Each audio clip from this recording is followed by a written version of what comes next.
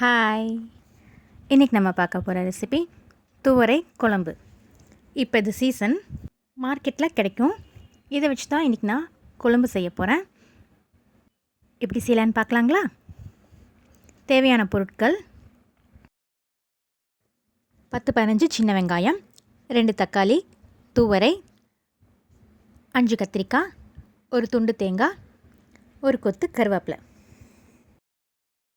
2 spoon மல்லித்தூள், 1 spoon மிளகாய்த்தூள், 2 spoon குழம்பு மிளகாய்த்தூள். துவரையும் கத்திரிக்காயும் தனியாக வேக வச்சுக்கலாம். கடாயில் கொஞ்சமாக எண்ணெய் ஊற்றிக்கோங்க. எண்ணெய் நல்லா சூடானதும் நம்ம சின்ன வெங்காயத்தை ஆட் பண்ணிக்கலாம். வெங்காயம் பாதி குக் ஆனதும் நம்ம தக்காளியை சேர்த்துக்கலாம்.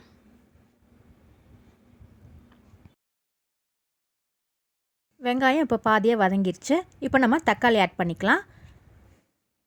ஒரு கொத்து கருவேப்பிலை நல்லா வதக்கி விட்டுக்கோங்க. தக்காளி வெங்காயம் வெந்ததும் நம்ம தேங்காய் சேர்த்துக்கலாம். நல்லா கலந்து விட்டுக்கோங்க. நல்லா ஃப்ரை ஆகணும். இப்போ இது நல்லா வெந்துருச்சு. நம்ம ஸ்டவ் ஆஃப் பண்ணிவிட்டு நம்ம எடுத்து வச்சுருந்த மசாலா பொருளெல்லாம் ஆட் பண்ணிக்கலாம். மிளகாய்த்தூள், குழம்பு மிளகாய்த்தூள், மல்லித்தூள். அந்த சூட்லேயே நல்லா ஒரு வாட்டி கலந்து விட்டுக்கோங்க.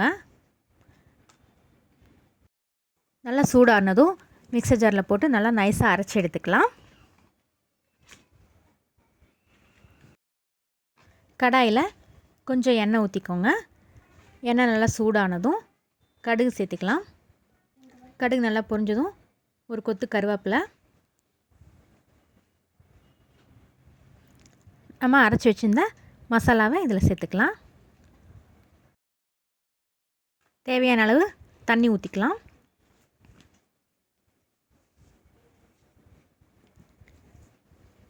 நல்லா ஒரு வாட்டி கலந்து விட்டுருங்க.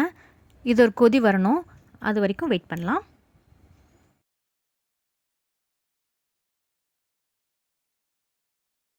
இப்போ இது ஒரு கொதி வந்துடுச்சு. நம்ம வேக வச்ச கத்திரிக்காய் துவரையும் சேர்த்துக்கலாம்.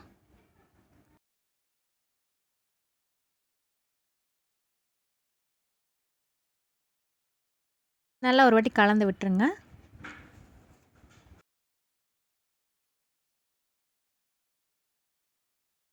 தேவையான அளவு உப்பு சேர்த்துக்கலாம். இது நல்லா பச்சை வாசனை போக நல்லா கொதிக்கணும். வெயிட் பண்ணலாம். இப்போ நல்லா கொதிச்சிருச்சு.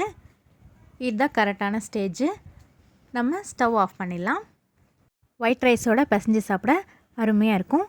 இதே மாதிரி நீங்களும் உங்கள் வீட்டில் ட்ரை பண்ணி பார்த்துட்டு எப்படி இருந்துச்சுன்னு கமெண்ட்டில் சொல்லுங்கள். மறக்காமல் எனக்கு ஒரு லைக் போட்டுருங்க. தேங்க்யூ. தேங்க்யூ.